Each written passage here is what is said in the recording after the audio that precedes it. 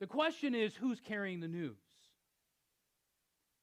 See, faith isn't a self-made spark. It's a gift that arrives through a voice. And there is a joy of being God's messenger if we willingly participate. On January 8th, 1815, thousands of men fought and died in the bloodiest conflict of the War of 1812. The Battle of New Orleans. The profound tragedy of that day wasn't just the terrible loss of life. It was the fact that the war was already over. The Treaty of Ghent had been signed in Europe weeks earlier. The victory was secured. The peace was real.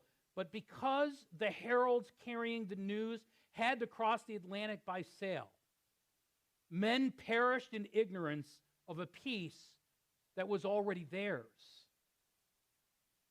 They died in a war that had already been won and was meant to be over.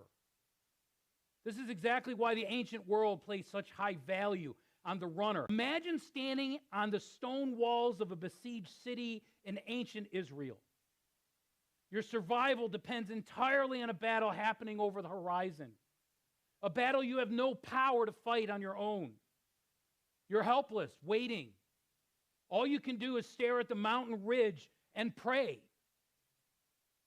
When a runner finally breaks over the horizon, covered in the mud and dust of the road, shouting, "Victory! Our king reigns!" to the starving people inside those besieged walls, there is nothing in the world more beautiful than the dirty feet of that messenger. In Romans 10, the Apostle Paul weaves this exact imagery into the life of the church. 2,000 years ago, Jesus Christ declared on the cross, "It is finished."